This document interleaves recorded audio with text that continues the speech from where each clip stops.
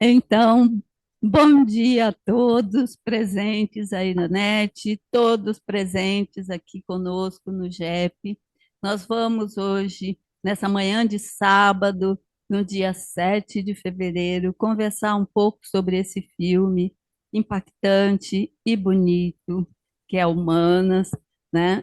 Quem vai comentar para nós é o nosso colega Luiz Fernando Nóbrega, que é membro efetivo da Sociedade Brasileira de Psicanálise de São Paulo, membro fundador do GEP de Marília e região, diretor de cultura da nossa diretoria de cultura aqui do GEP e analista de data do GEP, tá? Então, vamos lá conversar sobre esse filme com a palavra, o Luiz Fernando.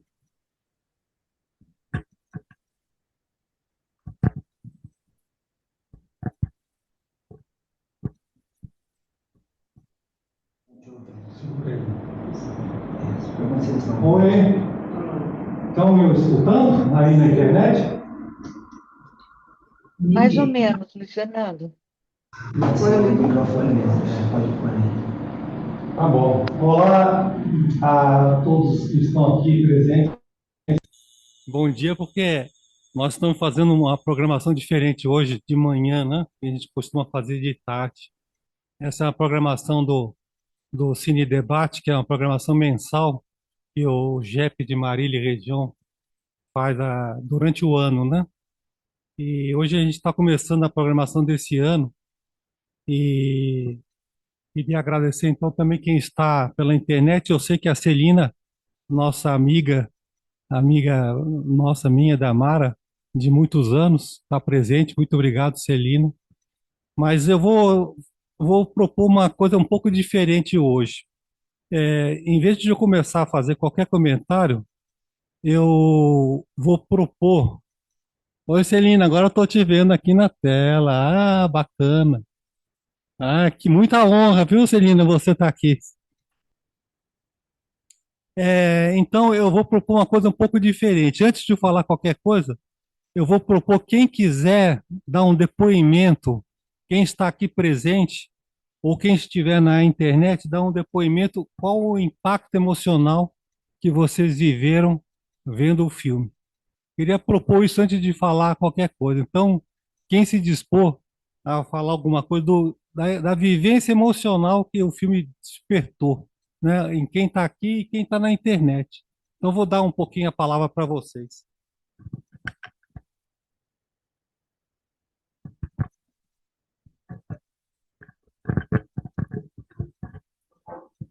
Bom, então eu vou começar com uma coisa que é bem antiga, porque eu sou nascida lá nos idos, lá para trás, e o primeiro contato que eu tenho lembrança de me dar conta de uma situação dessa ordem foi ouvindo uma moça, assim, eu não lembro exatamente a idade que eu tinha, mas ela contando para uma tia minha do pai dela, falando para ela que, como ela era a filha, ele tinha o direito de ser o primeiro. Ela contando isso desesperada. E eu, na época, não entendia o que se tratava dessa situação. O que, que era isso que ele estava falando? E eu fui perguntar depois para minha tia. E aí ela me explicou umas coisas assim, né, de um jeito não direto, porque eu era criança, tá?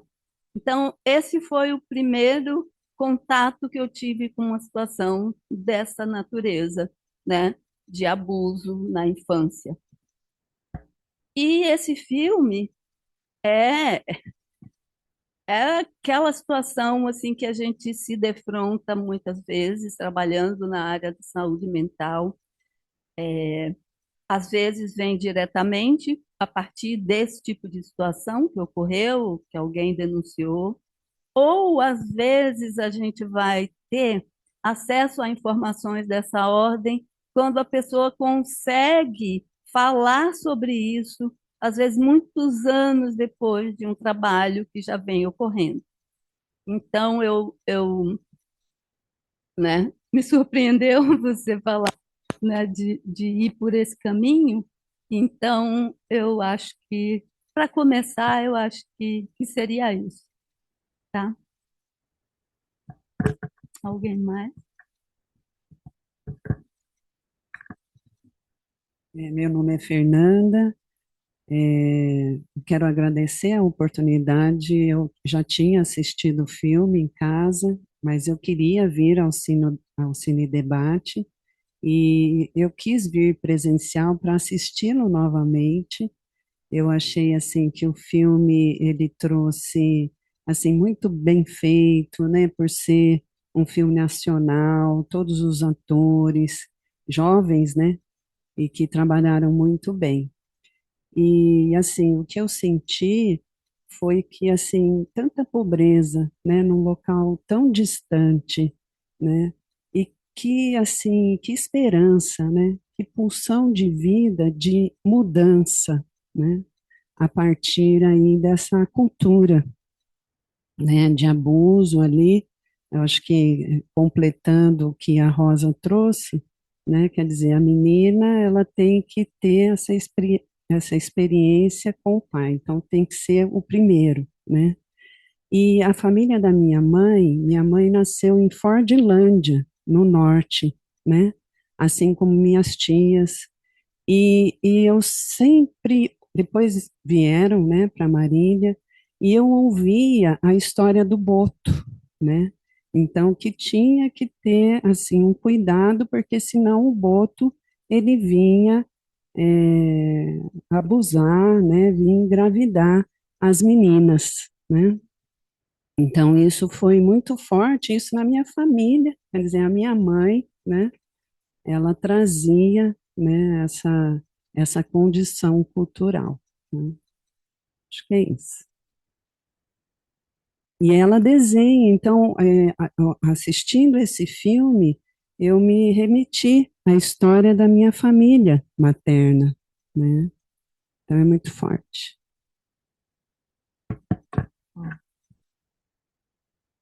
Meu nome é Cristina. Queria agradecer essa oportunidade de estar aqui aprendendo aí com vocês. Eu sou enfermeira, eu sou psicóloga na abordagem comportamental cognitiva, mas eu tenho muito para aprender com vocês. Faço um trabalho há 10 anos na Delegacia da Mulher. Eu atendo as crianças vítimas de violência todas as quartas-feiras. É um trabalho voluntário, mas eu estou ligado à faculdade, né, à FAMEMA. Eu fico com os meus alunos da residência. Eu vivencio isso todas as quartas-feiras porque eu preciso ter, é, fazer um relatório do que a criança vivenciou. Então, é um atendimento individual com essa criança, eu atuo com os bonecos, com familhinha. Às vezes a criança não quer falar, e às vezes eu acabo utilizando a dramatização da cadeira, né? A cadeira vazia. Olha, vou pôr o tio aí, só eu e ele. O que que eu poderia estar falando para ele? E aí a história vem, né? Ou é nos bonecos ou na dramatização. Eu acho que 90% eu consigo que a criança me fale, que isso acaba sendo um relatório para o fórum, né? E eu faço atendimento separado da família. Primeiro eu ouço a mãe, ou quem veio com a criança, e depois eu ouço a criança. E depois eu dou um retorno para essa mãe. Tem situações que as mães são coniventes com a situação, elas já chegam dizendo: olha, minha filha é uma mentirosa, não acredite no que ela vai falar. E aí a gente aproveita para fortalecer essa criança, né? Eu uso as historinhas do Pipo e Fifi, o segredo da tartanina, e para que a criança não volte a ser revitimizada. Então, é um trabalho que não é só ouvir a criança, e sim fortalecer. Ultimamente, eu parabenizo muito a escola, porque eu acho que a gente está conseguindo, muitas vezes, esse relato pelas escolas. Então, a criança acaba falando na escola, o conselho vai para lá e essas crianças vêm para nós. Porque, se depender da família, muitas vezes isso é escondido e não chega. Então, é um trabalho em conjunto. E o que depois eu acabo fazendo encaminhamento para essas crianças, a maioria das crianças, para a psicóloga da unidade de saúde. Então, o que eu vejo, a fragilidade, é o depois. Como a gente precisa estar fortalecendo essas crianças e as famílias. Porque às vezes a criança fala: olha, por que que minha mãe está mentindo? Porque ela ganha dinheiro, ganha o carro do meu tio ajuda, então ela não quer que fale. Então, o que nós fazemos o depois, que eu vi no filme mesmo, a delegada se fragilizou aí, ela deixou uma casa e essa criança acabou retornando para essa família. E eu vivencio isso muitas vezes. Primeiro, que a justiça é lenta, às vezes eu sou testemunha, eu sou chamada para testemunhar, um caso de 2, 4 anos depois, você fala, meu Deus, o que está acontecendo com essa criança enquanto a justiça não resolver? Então, eu vejo que Marília, como o Brasil, precisa se fortalecer. O que fazemos depois? Como que nós vamos acolher uma mãe que tem vários filhos e ela não tem condições de sustentar? Então, ela vê essa situação e ela, né, deixa isso acontecer porque ela não tem condições de cuidar dessa família. Então, muito obrigada.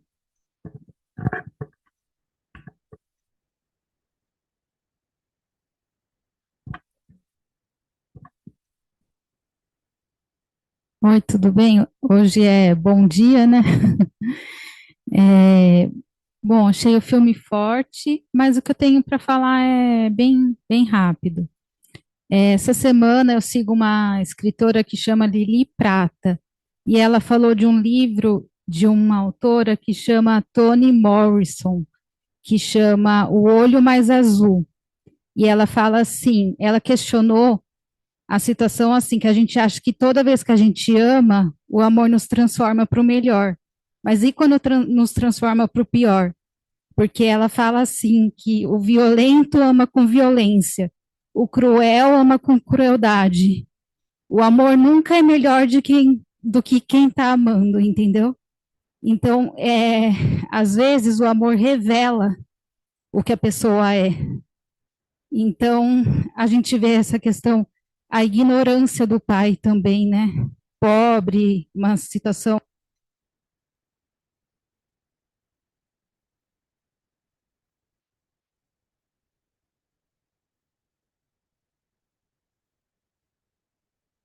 olho mais azul de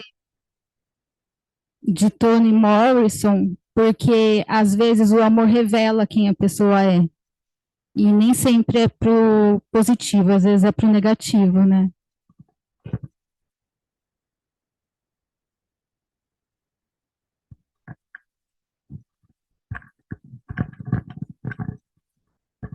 Alguém que está na internet quer falar? No Zoom? Celina, quer falar?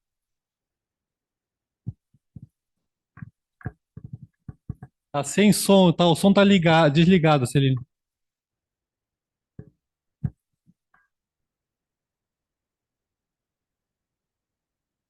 Pronto. Então, bom dia para todo mundo. Luiz Fernando, muito obrigada pelo convite. Eu já vi a Mara aí na turma que está participando. Um beijo, Mara. E é sempre uma alegria poder rever amigos tão queridos. E A gente já foi mais próximo geograficamente, hoje a gente está um pouco mais longe, mas o coração está sempre perto um do outro, né? E aí eu passei a notícia do lançamento de um livro, eu sou escritora, e é um livro que fala sobre crescimento. Eu escrevi junto com uma médica uroginecologista de São Paulo, e ele procura dar informações objetivas, claras, bem-humoradas, para crianças antes da adolescência. Com mediação, dá para começar bem cedo a explorar o livro, mas como leitor fluente, a partir da ganhou leitura, já pode ler o livro, que ele pretende ser um livro que informe antes, talvez na prevenção é, desse tipo de ocorrência, como o abuso, mas ele toca também na gravidez precoce, e ele começa explicando a anatomia e vai construindo a partir, capítulo a capítulo, um conhecimento sobre o corpo, sobre reprodução, e toca nessas questões e vai permeando questões emocionais ao longo do livro. E aí, aconteceu essa coincidência de eu lançar o livro essa semana, e eu passei a divulgação, o Luiz Fernando viu a divulgação, me convidou e aqui estou, muito contente. E fiquei muito feliz já de ouvir o depoimento de vocês, porque toca em coisas assim que eu acho que o livro pode colaborar um pouco nessa prevenção, e beneficiar as crianças com informação. Então, eu torço para que chegue às escolas no norte e em todas as regiões, para que as crianças possam efetivamente ter acesso à informação de um jeito leve, bonito e seguro, né? Tem um apêndice para pais, educadores, sobre como lidar com esses assuntos. E a gente tratou como uma questão de segurança, né? De prevenção mesmo de risco. O capítulo sobre abuso chama Não Caia em Cilada, porque o livro tem uma interface com a aventura. A gente usou essa linguagem aventureira, de crescer uma aventura que tem muitas coisas legais, mas também tem riscos, né? E a gente precisa estar prevenido e informado para poder entrar numa aventura. Então é isso. Não quero me prolongar muito mais, mas é um prazer estar aqui com vocês. Sobre essa questão que o Luiz perguntou, sobre vivências emocionais ligadas ao tema do filme, que é o abuso infantil, eu queria entender, a pergunta é a respeito pessoal ou sobre Não, como... o impacto que você viveu, no caso. Qual o Ah, impacto que você experimentou vendo o filme? tá. Então, bom, essa questão do abuso infantil no nosso país é uma tragédia mesmo, né? Eu me aproximei mais desse assunto enquanto eu fiz o livro, e perto de uma médica, então, que já trabalhou em vários órgãos de assistência, já atendeu crianças que sofreram abuso por parte médica, então realmente é uma tragédia. É uma questão que está toda envolta em tabus, então é muito difícil de conversar sobre elas, né? Dentro das casas. Essa médica com quem eu escrevi o livro, ela é uma médica que atende pacientes de classe média alta, na Vila Mariana, em São Paulo, e dentro do consultório dela, as mães não conseguem, mulheres que estão no mercado de trabalho, que são pessoas que têm um nível cultural alto, mesmo assim não falam com suas filhas sobre menstruação, não conseguem falar. Isso acho que remete muito à forma como esses assuntos mais simples, naturais, né, até do corpo, encontram mesmo um entrave muito grande. Então, eu acho que a questão do abuso ainda está mais longe ainda disso. Então, há muito que se fazer, muito que caminhar e divulgar encontros e materiais e o que está à nossa disposição, porque por exemplo, é, eu mesma não sabia a quantidade de materiais disponíveis no SUS, e se não estão lá, a gente pode reivindicar que estejam, né? Mas o SUS oferece uma série de contraceptivos, né? E entre outras coisas, até absorvente, uma série de coisas. Então, a gente pode, sabendo também, poder reivindicar a efetiva ação do Estado no que já está definido como para a gente ter, para estar à disposição de crianças e adolescentes esses serviços. Então, enfim, é por aí. Obrigada pelo espaço. E a Mara quer falar, Mara?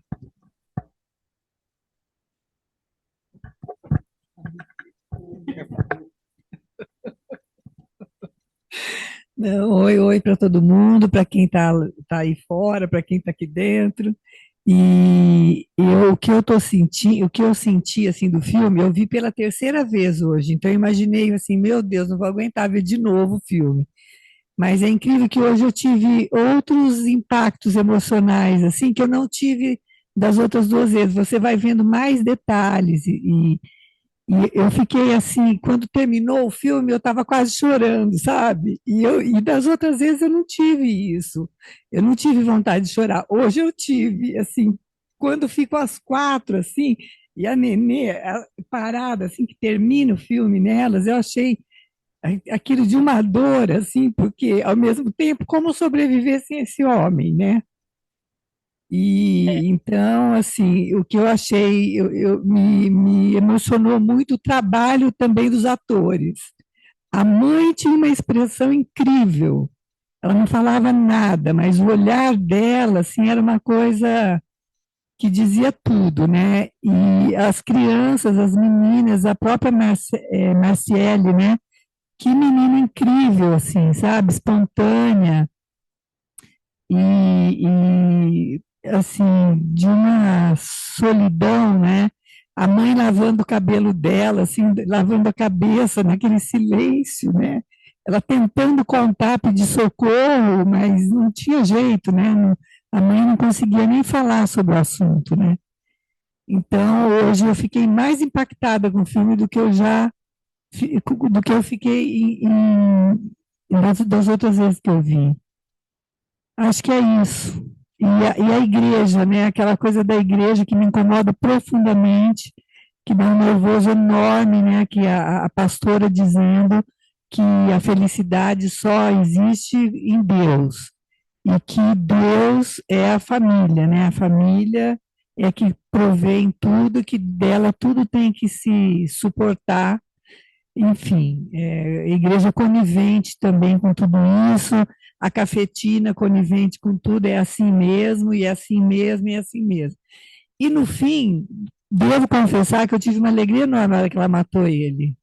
Então, eu adorei, sabe assim, adorei. Pode ser super ridículo o que eu estou falando, mas eu amei. Assim, devia dar um revólver para cada uma. Bom, obrigado por vocês toparem falar um pouco da experiência emocional, porque no caso aí eu fui pesquisar um pouco sobre o filme e a Mariana Brennan, ela fez um documentário até sobre o tio-avô dela, que é um artista muito famoso lá no Recife, não sei se vocês conhecem, o Francisco Brennan, né? Então ela fez um documentário que nós vimos, é um filme muito interessante, mas a Mariana estava comentando que ela ficou sabendo dessa história lá de Marajó, da prostituição das crianças e tudo, pedofilia e tudo mais, com a Fafá de Belém. E, então a Fafá de Belém contou para ela 10 anos atrás o que ela estava sabendo, e a Mariana, a diretora, ficou muito impactada com aquilo. Ela achou aquilo uma coisa tremenda, né? E então o processo do filme levou 10 anos para chegar a isso que a gente viu, né? O processo todo dela começar a pesquisar e ela queria, então ela faz documentários, a Mariana, ela queria fazer um documentário, mas aí começou a levar em conta assim, mas vai filmar as pessoas, vai expor as pessoas, vai deixar assim em público, né? Então eles mudaram para fazer uma coisa de ficção, né? Não é baseado em fatos reais, mas todas as personagens são ficção, né? São atores e tal, né? E inclusive a Mariana, a diretora, ela destaca assim que tiveram cuidado de não expor os corpos de nenhuma mulher, de nenhuma menina, nada, né? Nenhuma cena explícita de sexo, de nada, de nenhum tipo, né? E então e a outra coisa que a Mariana fala assim que então a repercussão do filme, né? Quer dizer, os próprios atores mal sabiam, as meninas mal sabiam o que estava acontecendo, qual era o assunto do filme, né? Achei isso muito curioso também, né? E, e aí, no caso, o impacto emocional, eu perguntei e frisei isso, porque agora vocês imaginam uma criança, né, 13 anos, o impacto emocional que uma criança pode viver numa situação dessa, né? Uma tal parte de sedução por causa de um pai ou por causa de um tio, alguém falou do tio, né? Então, o impacto emocional. E como é que uma criança suporta isso mentalmente, né? Como suportar isso, né? E, e várias cenas têm cenas de mergulho, né? Que estão dentro da água e fora da água, né? Quer dizer, tem uma cena bem reveladora e depois daquela cena com o pai que fica claro que houve lá um ataque sexual, a cena seguinte corta, ela sai da água, né?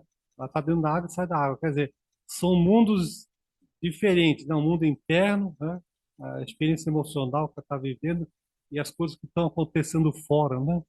E, e aí eu queria comentar o seguinte, quer dizer, em termos assim de capacidade da criança poder tolerar as emoções, né? Então pode começar a ter sintomas, as crianças podem ter sintomas, sintomas físicos, sintomas psicológicos, né? E podem ficar apartadas da experiência emocional.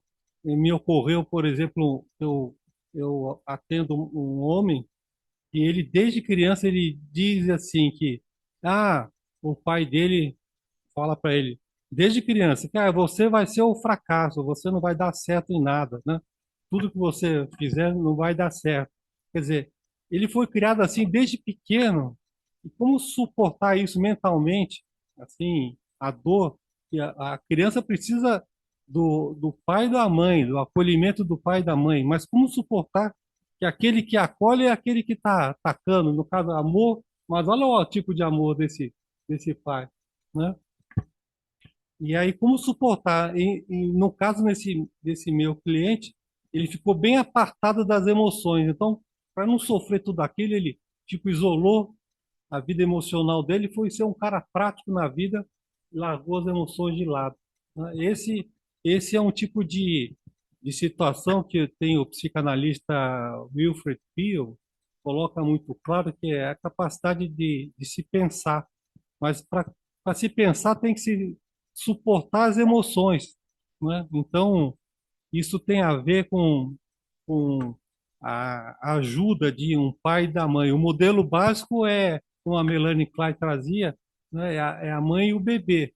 A mãe suporta as aflições ou capta as aflições que o bebê vive, né? Chama isso reverie materna, né? E depois a mãe tipo digere, né? Com a paciência ela devolve para a criança a experiência que a criança estava sofrendo, digerida, né? Assim, elaborada pela mãe. E se a criança não tem isso, como é que ela faz? No caso dessa menina do filme, uma aflição que dá é que nasce num contexto que não tem perspectiva. Não tem perspectiva. Quer dizer, tudo aquilo vai se repetir, vai repetir, e vai repetir, e vai repetir. Quer dizer, no caso, ela teve uma irmã que arranjou também um homem, sei lá como é que arranjou esse homem, e saiu do ambiente, né? Agora, essa menina aí, como a mãe também, a mãe da menina, da Marciele, também foi engravidada pelo pai. Quer dizer, então, repete, vai tudo repetindo. E você nasce nesse contexto, como escapar disso? Quer dizer, e a gente não sabe, mas no caso aí da menina, ela teve uma ação, né? Ela não conseguiu elaborar isso, né? Ela foi para uma ação para amar, a torceu que deu um tiro, mas esse é o desafio, né? Como poder tolerar experiências emocionais e evoluir com elas para a gente poder.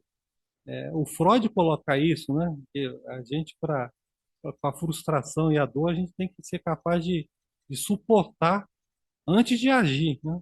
Senão fica uma reação automática de ação, né? Você não elabora nada, né? Então eu acho que esse filme coloca para mim esse desafio. Como é que essa menina que vive num contexto, e isso vale para qualquer situação, quer dizer, eu destaquei que tem muita situação de mergulho dentro d'água. Nós estamos cada um mergulhado numa certa situação, cada um na sua família, nos seus trabalhos, né? E como é que a gente sobrevive estando mergulhado numa situação, né? Esse é um ponto que eu acho que eu destacaria, que é esse de estar mergulhado numa situação. Mas, na verdade, o título que eu dei para minha abordagem é o título assim, a perda da inocência por um mundo cruel, né? Então, como é que a garota, né, você veja que a atriz, a incrível menina, né, que faz a Marciele, ela tá alegre no começo, né? É a menina brincando de coisas de casinha, né, família, né? E junto com a irmã, né? É criança, né? Mas aí tem uma violência que força você a entrar num outro mundo, né? Passar por um mundo que não é mais da criança, é um mundo já do adulto, né? Mas isso é uma tal violência, né? E, e aí, como a atriz muda a expressão, ela virou um desamparo, uma dor, uma tristeza, né?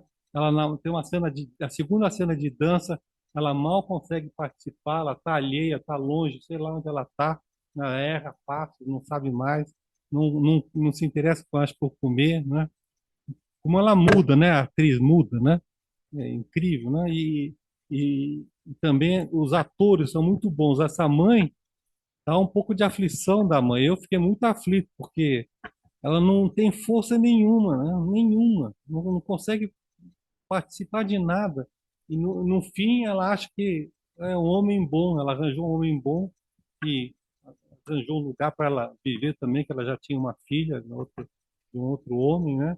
E um homem bom. Mas esse homem bom é aquele que vai na igreja, rezar lá, né, os princípios lá, morais da igreja, mas está em casa fazendo sexo com a filha, né? Então é todo um mundo de violência, hipocrisia, né? Aparência, né? Mas para mim a aflição é que a menina lá está no meio e não consegue escapar, né? Assim, não tem perspectiva. Ela mata o pai, mas na verdade ela vai continuar naquele mundo, que é um mundo que o homem, né, é muito violento, né? O homem, ser humano macho, né, é muito violento, né? E aí domina a situação com a violência, né? Violência física e sexual, né? E como viver com isso, né? Quer dizer, é toda uma cultura de um grupo, né? Que tem lá essa história do Boto. Essa história do Boto é para achar um tipo de, vamos dizer, visão assim folclórica quase, né? Mas as coisas não acontecem assim conforme o folclore, né?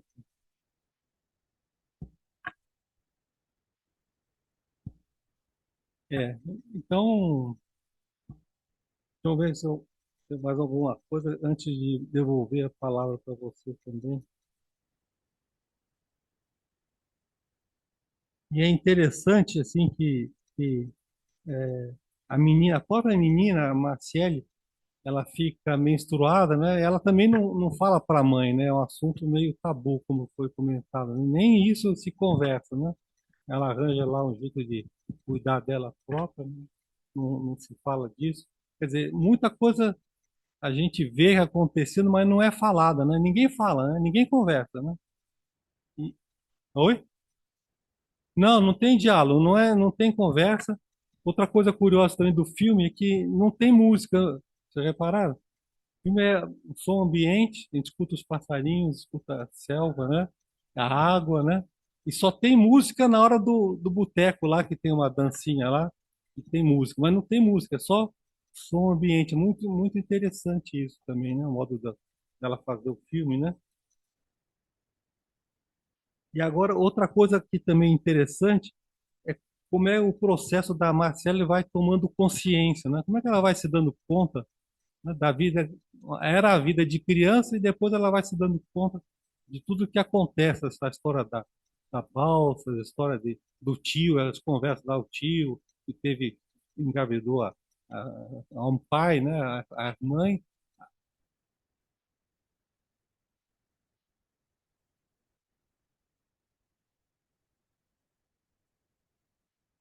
Ah, sim, é. Não, foi então, é. Então, aí vai aparecendo as coisas, né? As meninas vão conversando entre elas, né? Que foi engravidada pelo pai, a amiga foi engravidada pelo pai. Exatamente, é. Vai tomando consciência, né? Daquilo que está acontecendo. Mas na minha impressão, a, ela agiu, acabou matando lá esse pai, mas aquilo sem reflexão, né? Foi um ato, assim, impulsivo, emocional, e não teve nenhuma reflexão, né? Mas foi o limite. Às vezes, pode ser que a gente tenha que ir para uma situação limite, né? Na vida, né?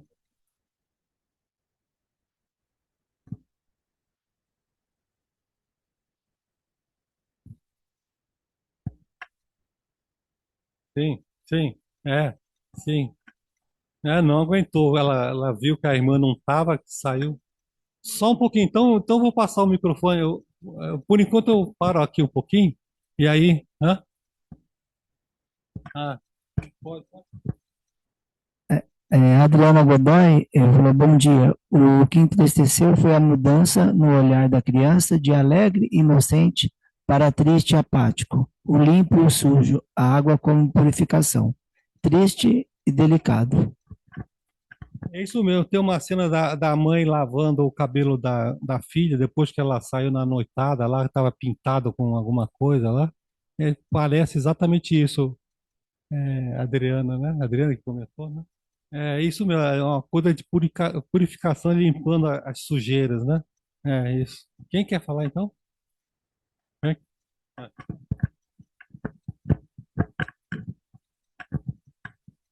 Eu também quero, Luciana.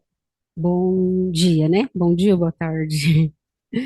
É, é, a atitude da Marciele, né? Marcele, é, pelo menos foi o que eu senti, né? Que a gente se coloca no lugar, né? Parece que a gente está lá no filme e tenta se colocar. É como se ela falasse assim: essa é a atitude, mãe, que você teria que ter tomado em referência a mim, né? Ela viu que a mãe não iria tomar, não tomou providências para a primeira filha, com a Cláudia, não tomou providência com ela. Mas com a irmã dela, a mãe dela não ia tomar providência. Então, ela falou assim, então eu vou ter que quebrar isso, né? É duro, é difícil, mas eu vou ter que quebrar. Ela fez aquilo num ato de amor pela irmã, né? E é como se ela não tem, isso não vai parar se não morrer a pessoa. Tinha acabado de nascer a outra irmã, né? É um ciclo. Então você quebrou aquele ciclo. Então quando ela voltou, que ela olhou, falou assim: agora é o fim. Ficou em silêncio as quatro. Mas eu entendi no olhar como se ela falasse assim: acabou, vamos começar a reiniciar, né? O que eu entendi, né? E que até agora eu estou assim também pensando e tentando entender do filme, quem sabe vocês podem me ajudar, é a figura desse irmão silencioso, inerte, sem tomar, né? E é como se eles já soubessem o que que o pai ia fazer também, mas, né? Fala assim, né? E fala assim, vem, o pai tá te chamando, né? Então aí o menorzinho pega e fala assim, você é mulher também? É, pai, e naquele momento eu senti o ódio da mãe pela Marcele. Ele falou: sai daqui você também. Competindo com ela. Porque ela é filha, agora a Cláudia não era filho do marido, né? Agora essa não, essa é filha, objeto de amor. Eu entendi assim, né? É isso que eu.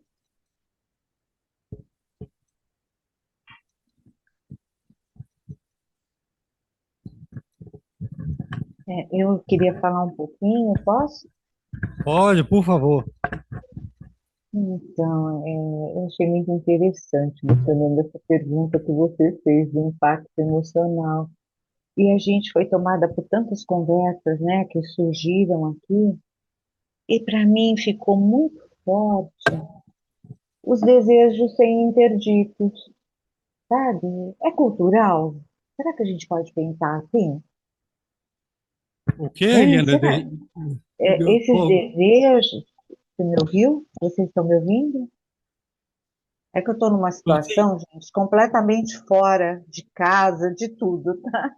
Ah, Então, eu vou tentar repetir. Me remeteu a pensar nesses desejos que não têm interditos, ninguém é interditado. E isso sim. é cultural? É, eu pensei na cultura porque eu acho que a gente não precisa ir para o Nordeste, para lugares com. A própria amiga nossa trouxe de uma experiência com uma ginecologista na Vila Mariana, que são pessoas de uma condição muito boa e tem um tabu para dizer do mais básico, né? Então, de que maneira se aproxima do filho? Você citou, o Winnicott fala da mãe suficientemente boa, só que assim, essa mãe não traduz nada para o filho, não traz nenhuma fala para lidar com as angústias da filha, né? E aí isso me remeteu a alguma coisa assim, ah, mais assim de mulheres submetidas, todos impotentes a uma situação traumática que foi causada.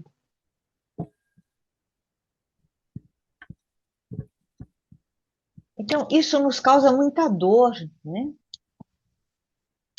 Assistir toda essa fisionomia, essa transformação dessa menina, que nem você disse, de uma menina adolescente, criança, feliz, espontânea, ela perder tudo isso é muito duro.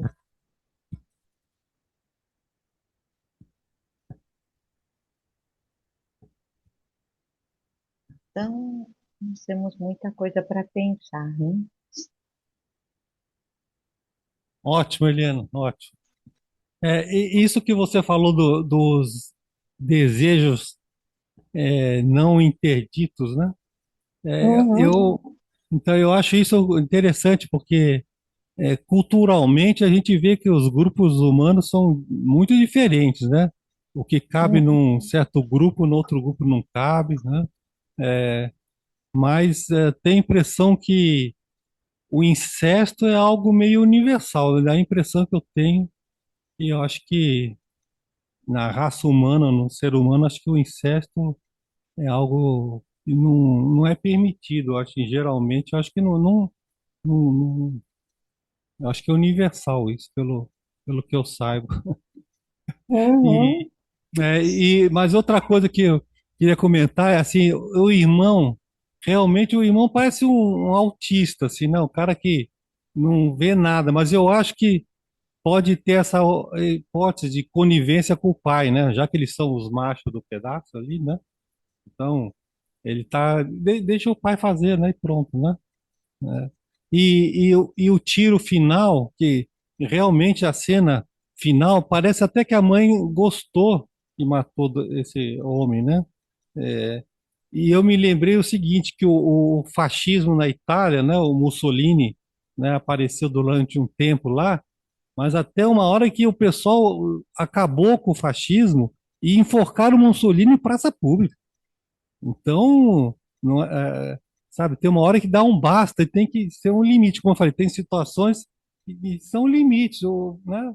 Ou você mata o cara, ou o cara vai matar você. O pai editava tudo, punha de castigo porque ela foi na balsa, mas ele metia a mão na filha, né? Então, Posso falar uma coisinha? pode, pode, só um pouquinho. Então, Celina, pode falar, depois abre aqui. Então, a questão que alguém comentou da pobreza ali. Eu acho que ali eles comiam, eles dormiam, eles tinham casa, eles saíam para a floresta, eles tinham o rio para nadar. É uma pobreza, mas é uma pobreza que ainda tem uma dignidade. As pessoas têm seus papéis na família. Tá muito, é um pouco, que acho que a gente criou um contexto, um conceito de pobreza, né, que está ligado à sociedade de consumo. Então, quem não consome é pobre, né? Mas até ali, eu achei que ali aquela família tinha toda a condição de dar certo, né? Tinha alimento, tinha convivência, tinha até guardados, né? A questão tinha uma vida espiritual, enfim, eu acho que reunia condições materiais, emocionais, é, de saúde, todo mundo era saudável, para que eles pudessem viver em paz e com dignidade. O que rompe mesmo com isso é uma questão, não sei se a gente pode falar, doentia da parte do abusador, né? É, então, assim, o filme no começo mostra elas indo lá para o meio da floresta, vão buscar o açaí, né? Numa situação cooperativa. Então, eu acho muito legal isso. Outra coisa que vocês pontuaram que eu achei tão interessante, que o Luiz falou no começo, é, as- os sinais aparecem de uma criança que é abusada. Então, o filme mostra muito isso, né? Então, o adulto, ele consegue perceber quando a criança tá com alguma coisa muda, tem alguma coisa acontecendo. Pode não ser necessariamente abuso, né? Mas alguma coisa importante ali está acontecendo para essa mudança de comportamento. Então, a gente, como adulto, acho que tem que pôr as barbas de molho e prestar um pouco mais de atenção quando a criança muda, né?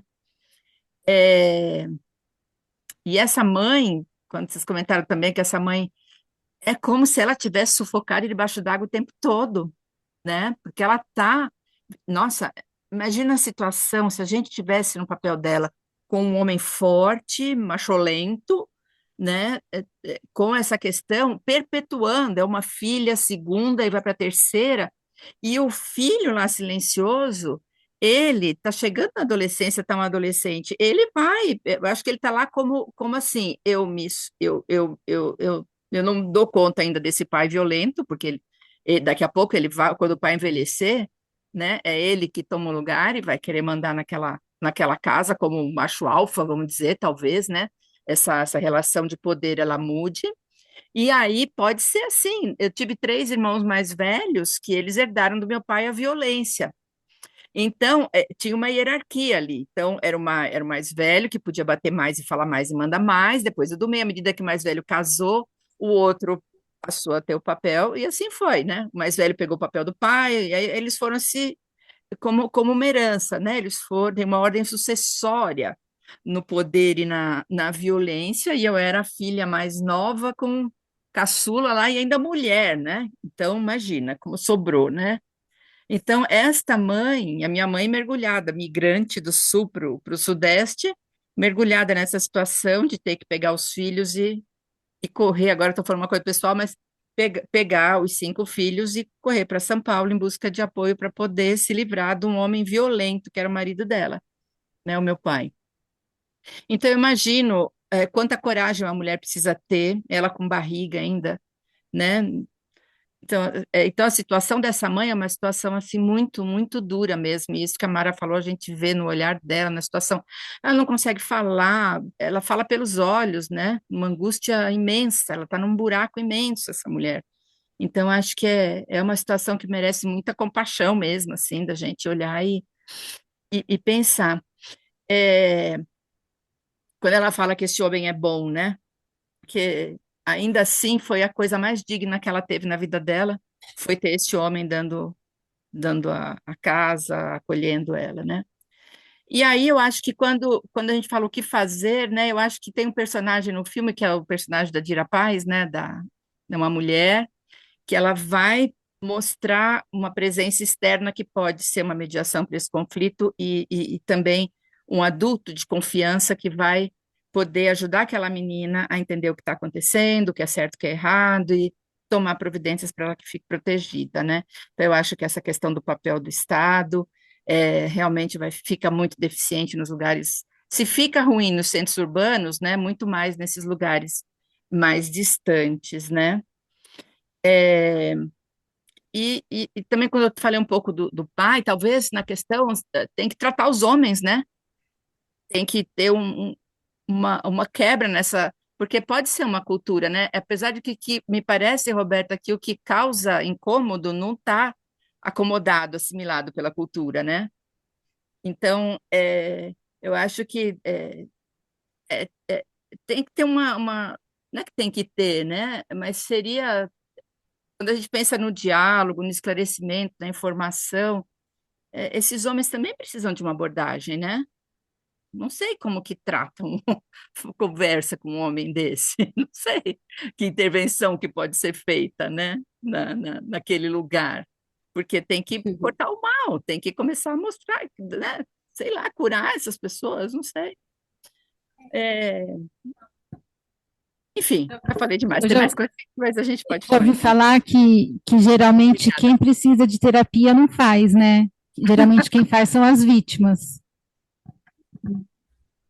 Pois é.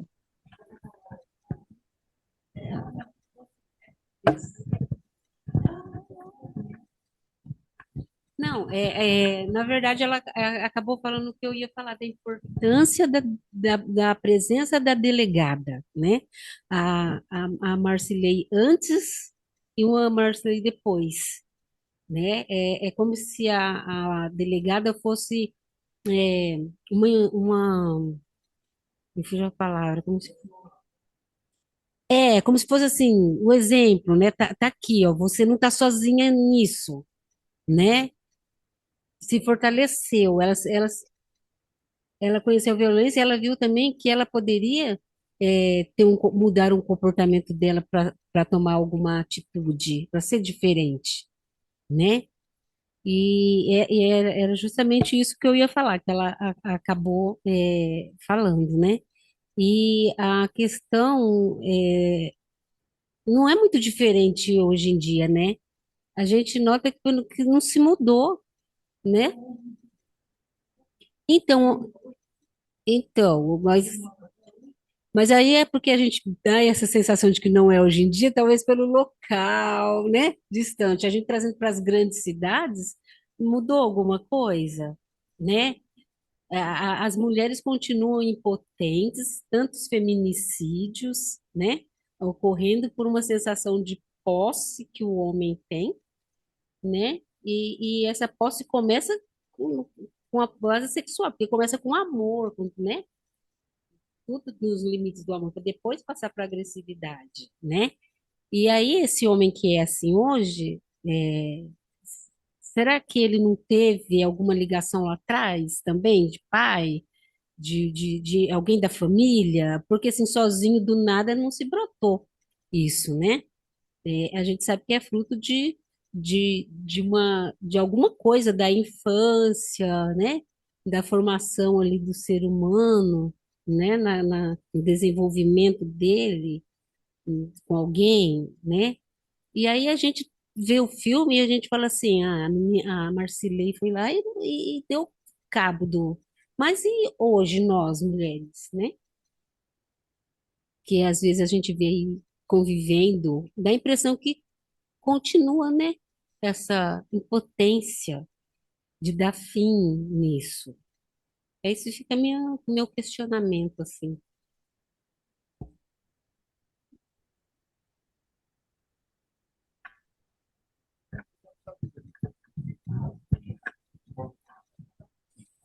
Não, eu não falo, porque como eu vou uma vez por semana, então a minha agenda está lotada para atender crianças de 1 aninho até 12 anos. Então, foi uma proposta de atender as crianças. Eu vejo que eu não tenho estrutura para conversar com esses homens. E percebo que se a gente for prender todos os homens, o que vai virar a, né? Então, precisamos trabalhar, precisamos trabalhar com esses homens. E eu falo para os meus alunos, aonde que a gente tem que começar? É trabalhando no pré-natal com o casal, mãe e pai, ela está grávida, como você vai lidar com esse bebê, trabalhando a questão de violência, trabalhando a questão do respeito que ele vai ter que ter com aquele bebê que vai nascer. Então, a gente já começa errado, porque pré-natal geralmente vão as mulheres, e a gente não está fortalecendo o casal, Então, eu vejo que a gente precisa melhorar muito, e não é só prender. Então, teria que ter um trabalho na penitenciária para trabalhar com esses homens, porque a maioria também, às vezes, foram abusados. E aí, o que que a gente está trabalhando com isso? Qual é a saúde mental desse homem? Então, nós não estamos trabalhando com esses homens. Não é só com as mulheres e as crianças.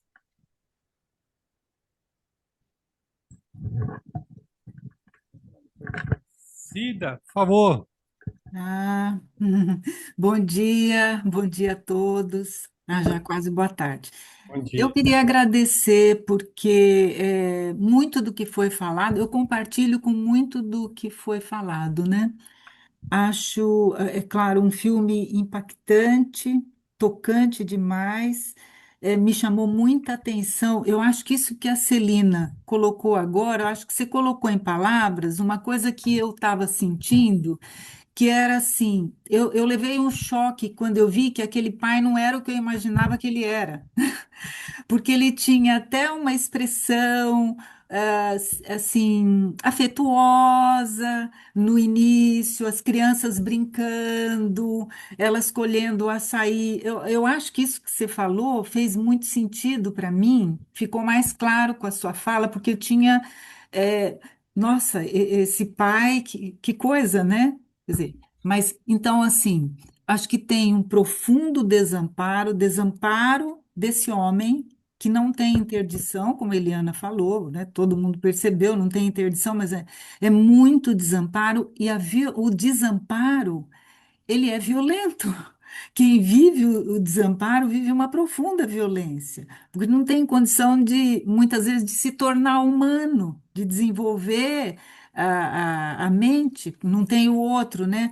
Agora, achei. Bom, vocês falaram dos atores, impressionante como eles trabalham, né? E tem uma comunicação muito forte dessa mãe com o olhar, mas ela não pode falar. E aí, então a gente vai sentindo uma profunda compaixão pelas crianças, pela mãe, né? Pela menina, pela mãe, mas o encontro com a Dira Paz, né? A policial, que eu esqueci o nome, isto foi fundamental, porque a menina só precisava que deixassem ela falar. A mãe não podia falar. Então, mas a menina, se me deixam falar, eu falo, ainda que seja para acenar, para balançar que sim, né? Quando ela tem essa experiência com alguém que tem um olhar que a vê, ela fala, né? E a força da menina me impressionou. Ela é muito forte. Eu compreendi, Luiz, quando você disse que tem momentos em que o ato é o que precisa acontecer. Não dá para ter um pensamento, porque é uma questão de vida ou de morte, né? Ou eu mato ou eu morro. Mas a menina foi. A menina é muito forte, ela conseguiu romper. O que vai acontecer depois? Eu fiquei com esperança. Eu entendi o que você falou, que ela está num contexto, que as coisas podem se repetir, mas por que que eu fiquei com uma esperança? Porque ela vive uma outra experiência, tanto com a policial como com a mãe da amiga que recebe ela na casa, que acolhe, e que depois não pode enfrentar o pai que diz: querem que eu tire você aqui pela violência, né? Então elas cedem, né? Recuam, mas a menina é muito forte, né? E ela tem agora uma outra vivência, né? De uma possibilidade, né? Ainda que vá carregar essa situação de ter precisado. Foi ela que defendeu a família toda, né? Na verdade, de certo modo, né? Mas muito bonito, assim, muito impressionante. O filme muito bonito e só vou terminando. Eu achei de uma delicadeza e de uma coerência elas não terem deixado estampado nenhuma cena de sexo explícito. Achei isso profundamente coerente e delicado no filme. Acho que estava de acordo com a proposta, né, de Seu denúncia, pai. de, enfim. de poder chegar às pessoas essa situação para a gente poder refletir e conversar, como uma conversa que nós estamos tendo aqui, que eu acho que a gente vai ficando com muita coisa para pensar, né? Com as contribuições de todos, né? Então, queria agradecer. Obrigado, Cid. Você trouxe a situação aí do desamparo, né? E a Helena trouxe da dor, né? Realmente são experiências emocionais muito difíceis, né? O desamparo é muito doído, né? E as dores também, todas que a gente vive, né? A Helena destacou que é muita dor, né? Muita dor, né? O filme traz muita dor. E todos sofrem, né? De algum jeito estão sofrendo na situação, porque esse pai também ele vem de uma origem, como a Rosa logo no começo falou, ele deve ter também aprendido que não, o macho aqui, a mulher da casa é minha, seja filha, seja quem for, é minha, né? Então é uma cultura, né, que vem. Agora, eu acho que tudo isso, quando a discussão vem à tona, né? Vem a policial, entrou, aí sim abre uma chance de alguma coisa ser Ah, é. conversada, né? Ser Sim, conversada, né? E aí o que que vai desencadear, é né? Dá outra. uma curiosidade para ver como é que essa menina evoluía e vai evoluir depois disso, né? A família, né? É, Fala, sim. Cida, quer falar? Fala. Não, é Né? isso que você está dizendo. A gente fica imaginando os desdobramentos disso, mas agora ela tendo uma outra experiência, né? De alguém que olhou para ela, que a viu e ela pôde falar, porque a mãe vê, mas não pode falar. Ela está amordaçada, né? E presa às necessidades de sustentar a família, né? Enfim, isso tudo é muito complexo, mas tem isso muito forte, né? Então, mas eu acho que é bacana você destacar isso, da palavra, a força da palavra, né? Nós que trabalhamos com psicologia, psicanálise, a força da palavra, né? Realmente é Sim. impressionante, né? Quando tem chance de se falar, né? Mas tem aqui mais uma pessoa para falar aqui. Falando em falar,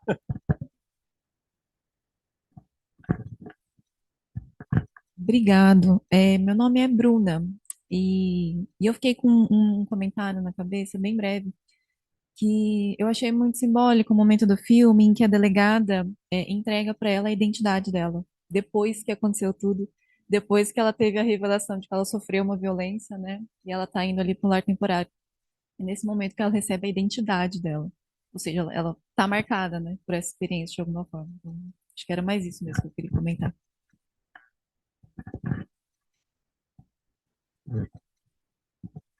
Eu fiquei pensando no poder que tem o poder no macro, na nossa sociedade. É, diante. Ah, tá.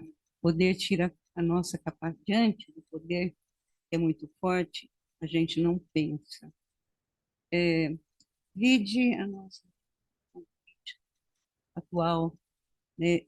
É, e o poder, ele está em todas as classes. Você vê que é uma família pobre, mas existe o poder lá dentro, que deixa todo mundo calado.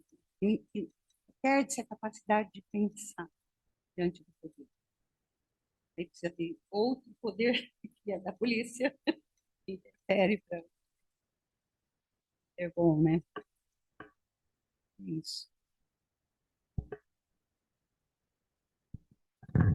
Uma coisa que me chamou a atenção, acho que a Cris coloca como cuidar dessa criança no pós, né? E eu também penso como prevenir que isso aconteça, né? A gente viu aquele pai que ensinou ela a manusear a arma, né? Deu uma balinha para ela, né? Ela na rede pensando em abrir e chupar aquela balinha, né? E aí houve a situação, né, que ele levou ela, a preterida, né, quer dizer, tinha mais açaí para ela, ele, eu acho que arrebentou a, a rede, né, para ela dormir ali com ele, Ele levou ela para caçar e houve o abuso. Então, como prevenir essas situações? Né? E depois o que me chamou também a atenção, que ele brincando com elas, passando a lama, né, ali no rosto, e depois a Marciele mata o pai, e as duas vão, não sei que, enterrando, né, aquele papel de pai, né, aquele pai monstro, né. Então essa cena, assim, me impactou. Acho sim que no pré-natal a gente tem que trabalhar isso, né? Fazer grupo de educação, assim como nas escolas, né? Mas como prevenir, né, esse abuso?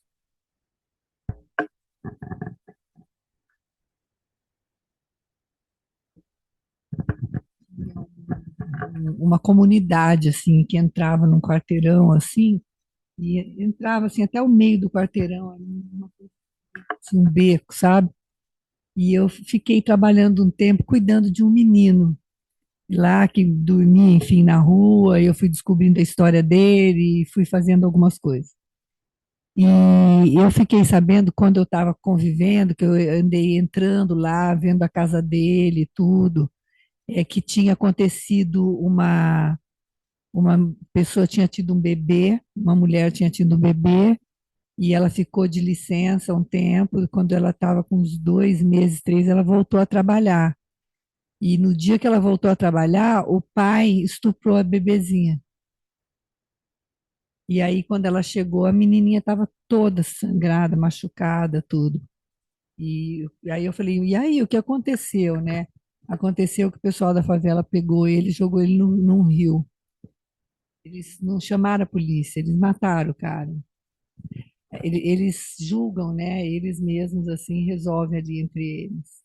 Eles falaram isso.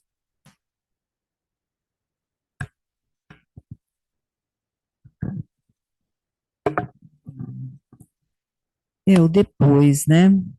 Como fica a cabeça dessas crianças? Conforme, se essas crianças são abusadas muito cedo, elas demoram para entender que aquela atitude é um abuso. E elas vão aprender na escola como uma surpresa.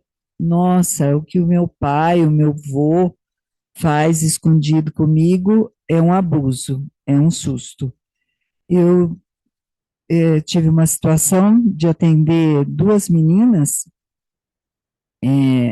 que quando a mais velha estava com 4 anos, ela viu o bisavô abusando da irmãzinha de 1 ano. E depois essas meninas cresceram, né? O bisavô foi preso, e aí elas vieram para o meu consultório para atendimento. E essa menina, ela já estava com 15 anos, a de 4. Ela não voltou a ter uma saúde mental. Era uma menina triste, que tentou vários suicídios, e ela dizia para mim: olha, aquilo que meu bisavô fez comigo, eu gostei. Porque a maioria das crianças, quando são pequenas, elas aprendem aquele ato e acabam gostando. E isso é difícil depois de trabalhar isso internamente, que aquilo é ruim, mas que eu gostava. Então, era uma menina triste que vivia, a gente vivia encaminhando, e ela vivia cometendo suicídio porque ela falava que ela não queria viver. Então, como lidar com essas crianças que são abusadas, né? O quanto elas precisam de nós para que, eu não sei se elas chegam a ter uma vida normal depois de passar por isso.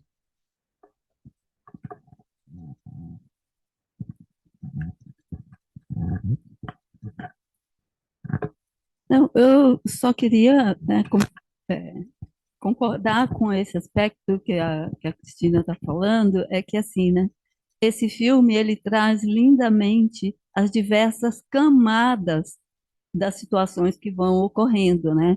que é essa fronteira entre o prazer e a identificação de que aquilo é algo que está sendo violento, né, para si próprio, né? Porque nos primeiros momentos ficava como uma coisa boa, né? Uma coisa alegre. Que bom, meu pai deixou eu deitar na cama. E corpo, a questão erótica, né? A questão de sentir prazer ao toque e como ir discriminando isso, né? Então, nessa situação do abuso, então tem esse aspecto envolvido também. O prazer que isso pode gerar e quais as implicações em termos de mundo mental, em termos de simbolização, em termos de significação, né? E aí, esse tipo de situação ao longo da vida. Então, no primeiro momento, aquilo não é identificado, depois isso é identificado, e ela traz a questão da culpa. Então, quando ela pediu desculpa para a mãe, ela estava pedindo desculpa do quê? Se não foi algo que ela buscou com a situação daquilo que ela viveu, que ela nem sabia o que era, né? Que vai despertando. Então, essas etapas. Então, eu acho que um dado que aparece, que as pessoas foram trazendo, todo mundo, né, nos depoimentos, é a questão do abuso dentro do aspecto sexual, ele gera também implicações de abuso e violência emocional, de violência psicológica, e, dependendo da situação, segue a violência física, que tinha também momentos em que ela relutou, ela não queria, e ela foi, né, assim, tinha machucados físicos. Então, tudo isso vai levando a uma série de questões, né? E a gente tem a questão de que muitas vezes o abuso bem precoce gera uma hipersexualização na criança, no jovem. Então, o caminhar para a área de prostituição muitas vezes acontece, né? Num caso como esse, não tem saída, né? É o que a gente, é o que aparece ali. Então, assim, esse pai tinha um aspecto também que ele questionava ela ir para a balsa. Então, de uma certa maneira, é como se ele também percebesse, né? Então, assim, como que é para ele dar conta daquela família toda e assim, o que podia ocorrer, né? Esse é o caminho. Ele não queria que ela fosse para esse campo de ser abusada por outros homens e o risco que isso implica também. E tem uma outra situação, é que assim, a mulher grávida, são tantas coisas, as fantasias, as ideias que se pode ter. Então, assim, pode ocorrer relacionamento sexual com a mulher grávida? Tem situações em que o homem acha que não, né? Então, mas o desejo sexual está presente. Então, isso muitas vezes vai para outras mulheres, que não a esposa, que não a sua parceira. Então, esse é um outro aspecto que também aparece no filme, que a gente pode levantar como hipótese, né? Eu não estou aqui colocando uma justificativa para o que o Marcílio fez, não, não é nesse sentido, mas a gente está falando de que ele também, né? Então, esse mundo aí todo, né? Então, é muita coisa, né, que acontece aí nesse filme que dá um campo grande para conversar, né? Mas vamos ver até onde vamos. Não, realmente a gente está vendo que o campo é enorme, né? Mas eu queria, qual é o seu nome mesmo? Bruna. A Bruna trouxe um ponto da identidade que eu achei muito interessante, né? Que é a identidade veio depois que ela teve voz, né? E a gente na psicanálise trabalha com as pessoas para elas poderem ter voz própria, né? Porque às vezes a pessoa não sabe nem algo íntimo, né, dela, né? Quem eu sou, né? E fica meio automaticamente vivendo a vida. E a psicanálise ajuda a pessoa a ter voz própria, né? Poder ser coerente com ela própria, né? Então achei isso o documento muito interessante de perceber. Quando ela teve voz própria, ela teve identidade. E é isso que, né, pelo menos eu vejo que a gente pode fazer para as pessoas no consultório, a pessoa ter a própria identidade. Quem é você, né? Quem é você, né?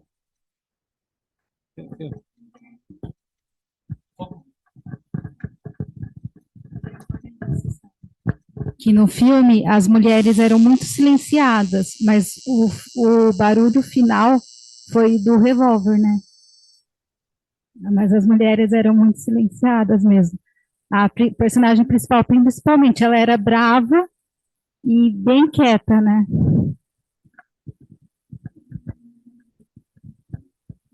Essa questão que vocês comentaram da questão da mulher grávida e de transar ou não com a mulher grávida, acho que o filme deixou assim que ela, para ele, naquele momento de gravidez, ela não era desejável para ele, né?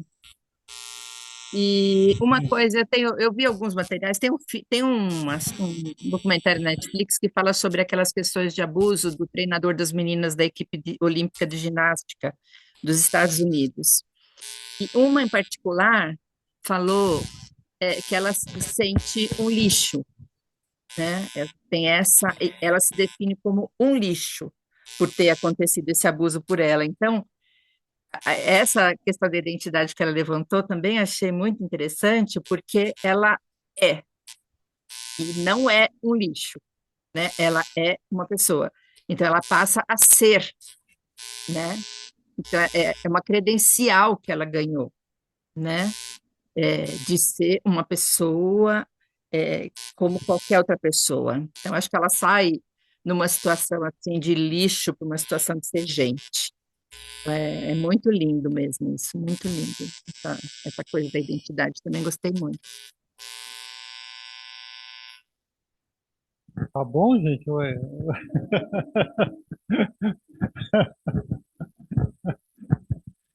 Olha, então acho que a gente vai parar. Celina, especialmente, obrigado pela sua presença, ilustre presença, hein? E o, o próximo Cine Obrigada a Debate, vocês. Uhum. próximo Cine Debate é em março, eu não sei mais que dia. Virginia e Adelaide. Virginia e Adelaide são as pioneiras da psicanálise no Brasil, em São Paulo, né? Então é um filme que mostra um pouco da vida das duas. E, então estão todas convidadas. Dia 7 de março. 7 de março, mas é de tarde. Nosso horário aqui costuma ser de tarde, às 16 horas. O filme começa às 16 horas. Então, obrigado, Eliana, Cida, tá aí, quem mais tá aí? Adriana, Flávia, Fabiano. Obrigado a todo mundo que está aqui. Até mais, então. Até a próxima. Tchau. Muito obrigada.